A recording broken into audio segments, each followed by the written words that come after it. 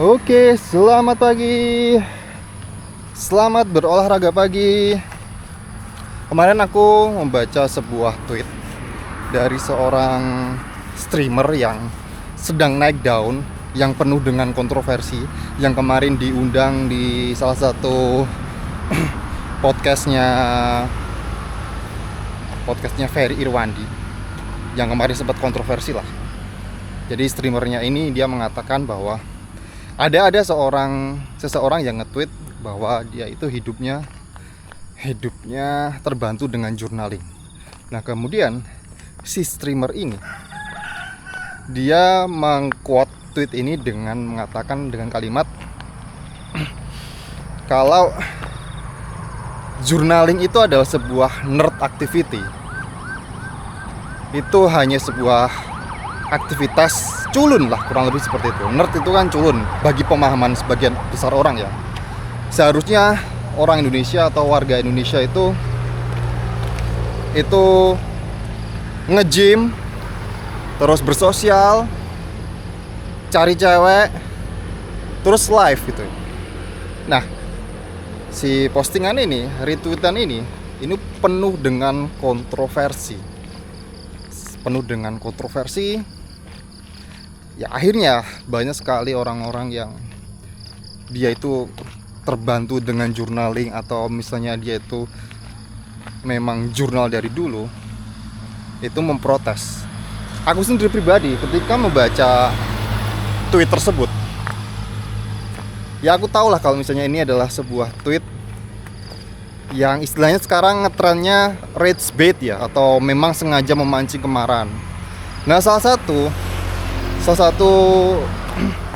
influencer juga yang dulu menggunakan rage bait ini, cara rage bait ini mungkin kamu tahu lah ya, kopi 80.000. Emang sengaja membuat orang-orang itu marah dengan sebuah statement yang bisa dibilang konyol lah, bisa dibilang statement orang-orang yang tidak memiliki pandangan yang luas gitu ya. Tapi aku percaya bahwa sebenarnya ini emang disengaja, kelihatan banget disengaja, hanya untuk mendapatkan atensi dari masyarakat agar diperbincangkan, agar diomongin terus menerus. Nah, kita lihat sini ya.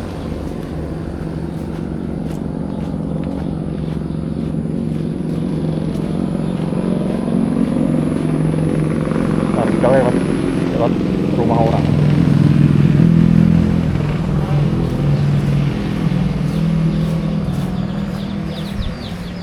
Nah, ini juga dilakukan juga kan, yang dulu kopi 80.000 itu berkali-kali membuat statement rage bait, dan memang terbukti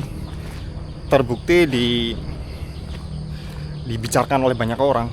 Ya meskipun ya bicarakan negatif. Nah, meskipun kita tahu ini adalah sebuah postingan rage bait atau postingan yang memang sengaja untuk dibuat untuk membicarakan dirinya, aku tertarik untuk membahas tentang journaling tadi. Journaling yang dikatain sebagai sebuah nerd activity atau aktivitas culun. Orang-orang yang culun aja yang melakukan journaling. Apakah benar seperti itu? Karena aku dulu sendiri jujur dulu juga sempat journaling, meskipun nggak rutin ya. Meskipun nggak rutin, kita akan membahas hal tersebut di perjalanan kali ini. Oke, sebelumnya selamat pagi, ayo kita olahraga. Kita akan lakukan ritual Caminante, yaitu melihat jam. Jadi, bentar. Sekarang adalah pukul 6.36, 19 Februari 2026.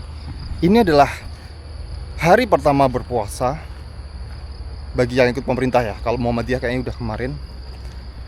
Gimana? Apakah kamu semangat menjalankan puasa kali ini? Jujur, kalau aku sendiri puasa hari pertama semalam kurang tidur.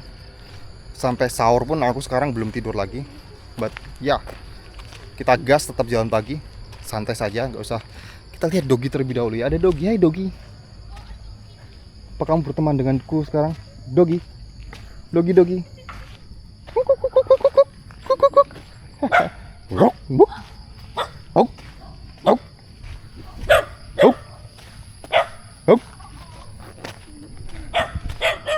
kita kesampingan Dogi terlebih dahulu, karena Dogi itu tidak pernah akur dengan diriku. Mereka pasti selalu menyala ketika aku lewat.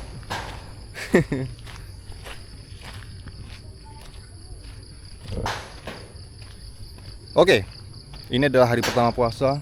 Semoga betah sampai besok. Apakah kami nanti akan terus berjalan meskipun puasa? Tentu saja. Halo guys, kenapa cuman berdua doang? Mana temenmu lain? Turu. Oke. Sumut mercone. Sumut mercone. Oke. Aku jadi ingat kalau misalnya hari pertama puasa kan pasti libur ya anak-anak sekolah. Pasti itu setelah subuhan kita nyalain mercon, kita nyalain mercon, nyalain sosdor. Kalau dulu favoritnya ada di sungai atau di pantai. Di pantai pun kan jaraknya ini sekitar 2-3 kilo ya dari rumahku. Enggak ding, lebih ding. Nah dulu kita meskipun SMP, SD itu naik motor dan kita nyalain mercon di pantai. Oke, anyway, kita membahas tentang journaling ya. Kita akan membahas journaling lagi. Apakah journaling itu adalah sebuah aktivitas culun? Nah, sebelum kita membantah hal tersebut, aku selalu tertarik dengan sebuah kata, sebuah linguistik ya, oke? Kadang tuh kita selalu salah kaprah, salah kaprah dalam mengartikan sebuah kata. Contoh kayak nerd lah ya. Nerd itu kalau yang kamu tahu, kalau sebagian besar orang tahu, itu biasanya identik dengan orang culun, orang yang pakai kacamata, introvert, terus kemudian jarang bersosial. Itu biasanya nerd itu disamakan dengan kutu buku, oke? Dan kutu buku itu sebenarnya tidak selalu yang kacamataan, tidak selalu introvert gitu ya. Habibie itu pasti seorang kutu buku, presiden kita yang paling pinter.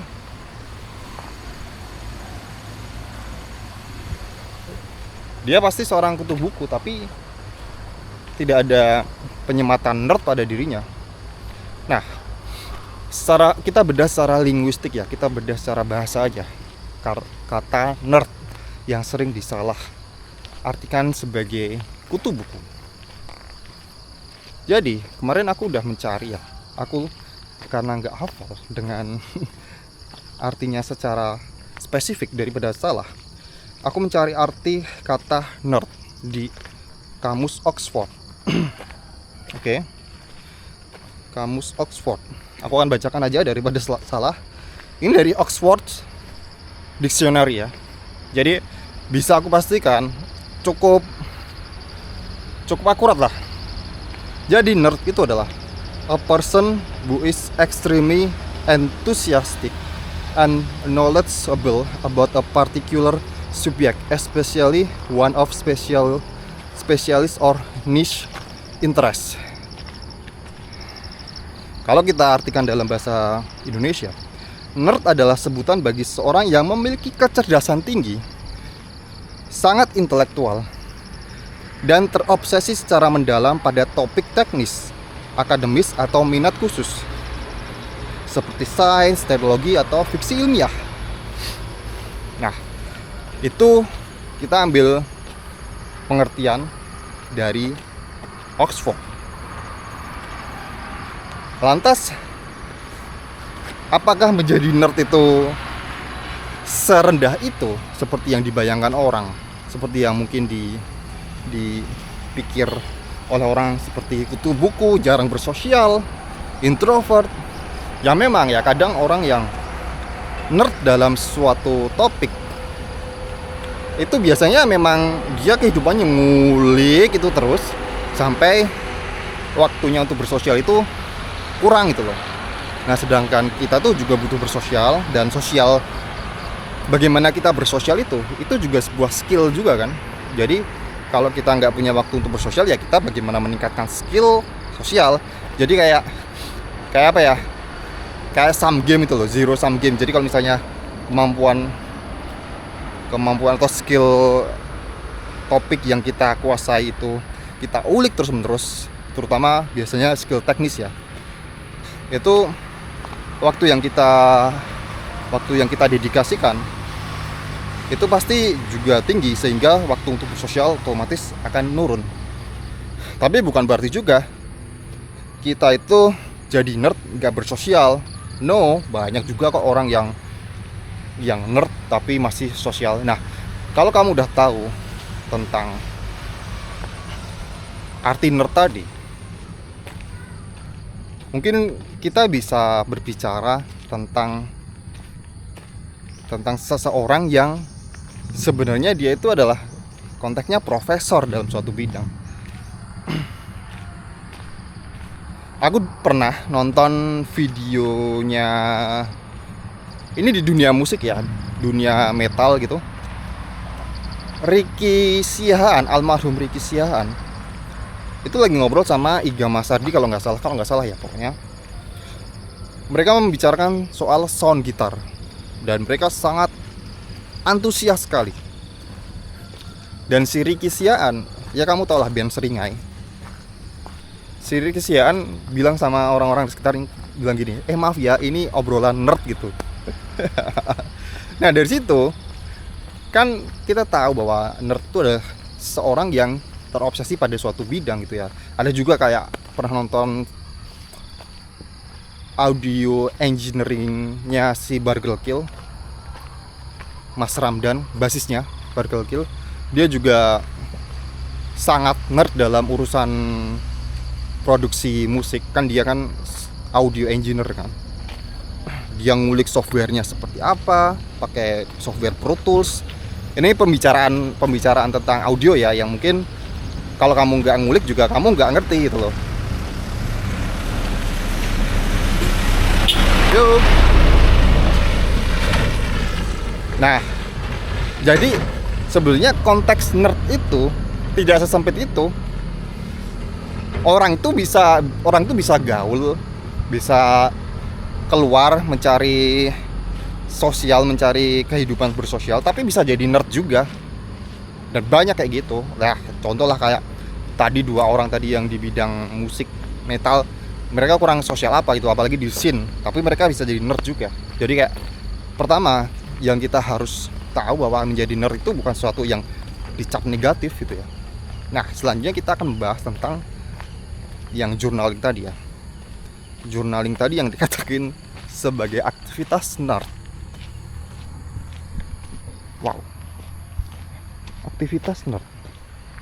Mungkin si streamer ini, aku nggak mau sebut nama lah, kamu pasti kayaknya juga udah tahu streamer yang lagi naik sekarang, yang nge-tweet penuh dengan rage bait kontroversi kayak gini, streamer kontroversi lah. Nah, dia mungkin mengasumsikan bahwa sesuatu yang sifatnya tulis menulis atau kayak bikin, kan journaling kan sebenarnya ini, kata mungkin secara gampangnya, kasarnya lah, bikin diary lah, nulis diary, oke? Nulis diary kan mungkin mikirnya gini, kalau nulis diary itu hanya dilakukan oleh nerd, orang-orang culun, orang-orang bukan pria yang maskulin, bukan pria yang laki banget itu loh, yang mungkin itu sengaja di rage bait yang seperti itu. Aku sih masih berasumsi bahwa si streamer ini memang sengaja rage bait ya, tidak sebodoh itu dalam membuat statement. Aku masih berpikir positif, dia itu sengaja gitu ya. Nah, sebenarnya kalau kita berbicara tentang aktivitas tulis menulis diary, banyak sekali tokoh-tokoh yang besar, yang terkenal, yang berpengaruh, yang menjadi leader, masculinity-nya memiliki energi maskulin yang besar, yang mereka ini juga journaling, menulis. Mungkin kalau misalnya aku baca di Halo guys. Kalau aku baca di Twitter balasannya ada yang mengatakan, lah Raditya Dika itu dia setiap hari journaling. Tapi awas kereta. Di mercone.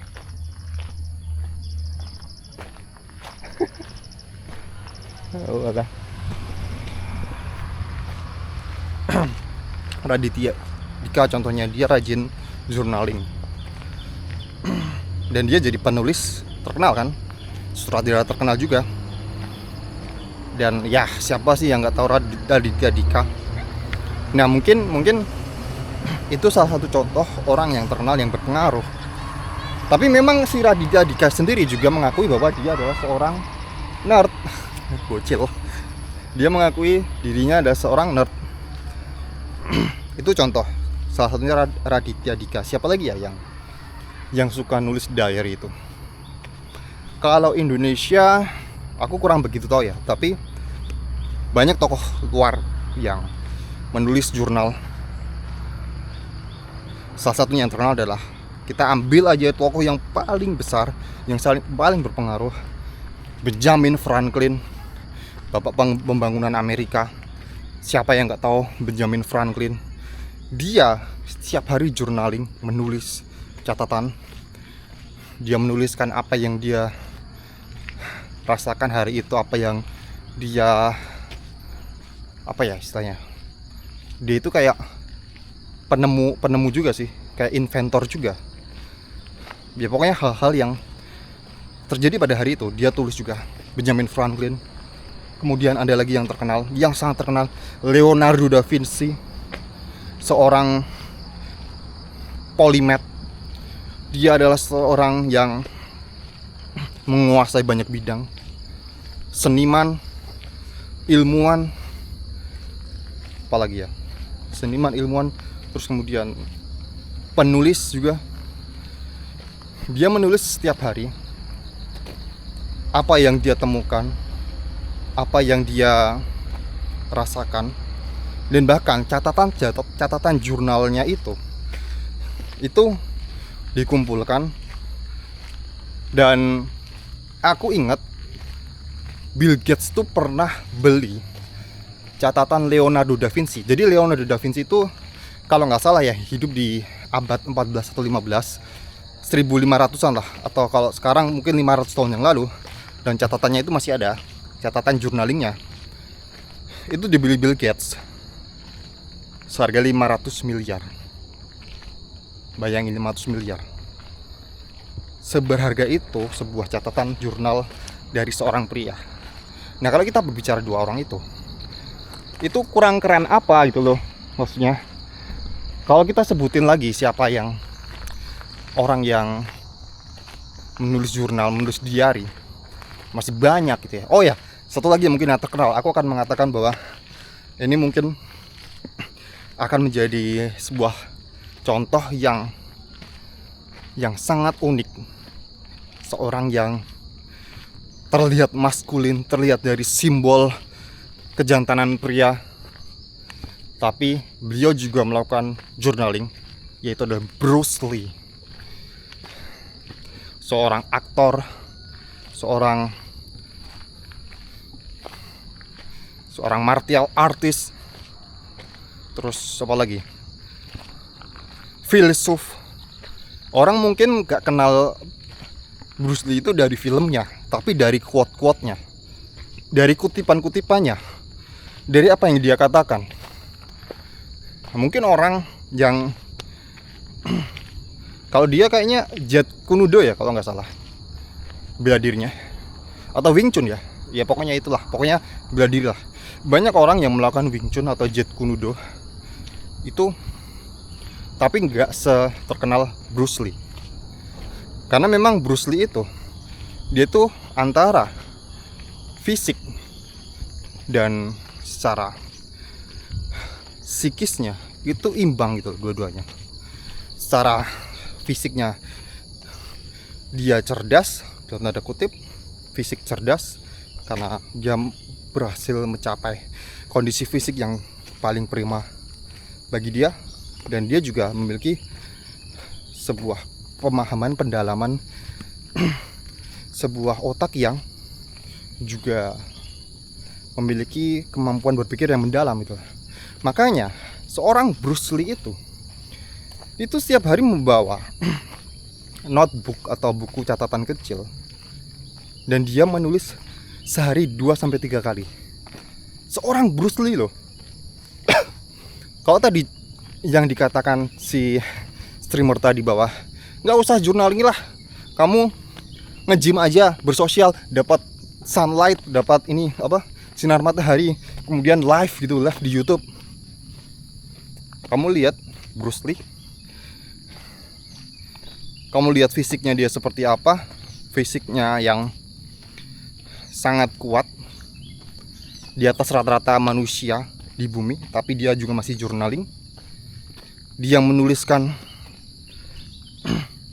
latihannya setiap hari di jurnal, dia evaluasi.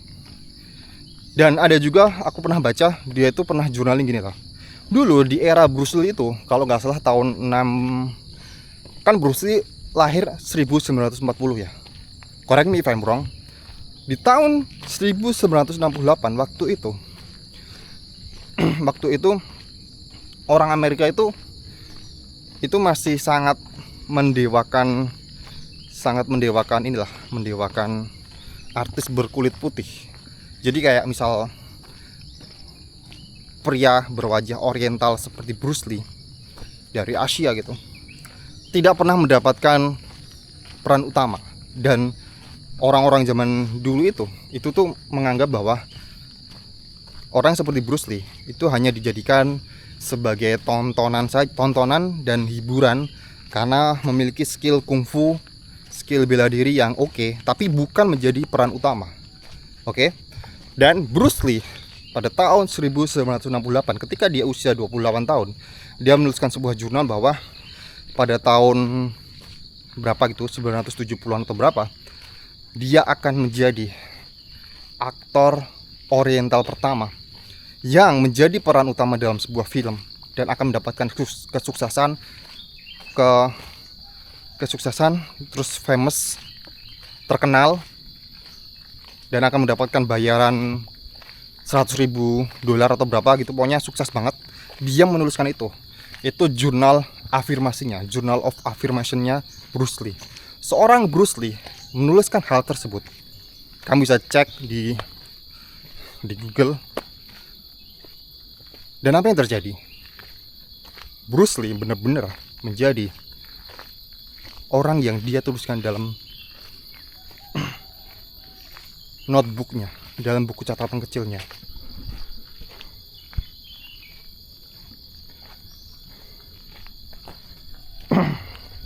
Jadi sebenarnya journaling itu bukan melulu buku diary.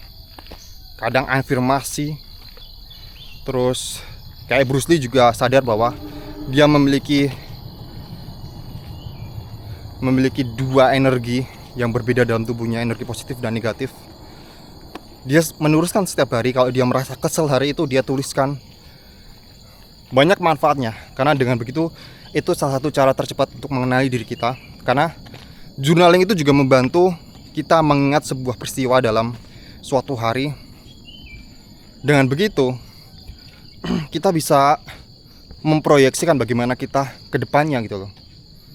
Ya kayak sejarah lah, sejarah itu kalau nggak ditulis kita juga nggak tahu kan ke depan gimana. Jadi pentingnya kayak gitu, kita juga membuat sejarah untuk diri kita itu loh, dengan menuliskan jurnal tadi. Jadi ya menurutku konyol sih ada yang mengatakan journaling is nerd activity. Contohnya Bruce Lee, atau yang aku lupa sebutin tadi, Marcus Aurelius, Kaisar Romawi. Dia menulis jurnal setiap hari, dan 2000 tahun setelah dia meninggal, jurnal itu menjadi buku laris yang judulnya Meditasi. Ya sekarang seorang raja, seorang kaisar Romawi, dia kurang alpha male apa, kurang maskulin apa. Ya, tapi ya I know itu hanya sebuah postingan clickbait, postingan pancingan kemarahan Dan ya, selamat kamu aku bicarakan di jalan pagi kali ini. Tapi nggak apa-apa. Itu menjadi semacam kesadaran diri kita juga ya, kalau misalnya ada banyak cara untuk seseorang itu mendapatkan apa yang dia mau.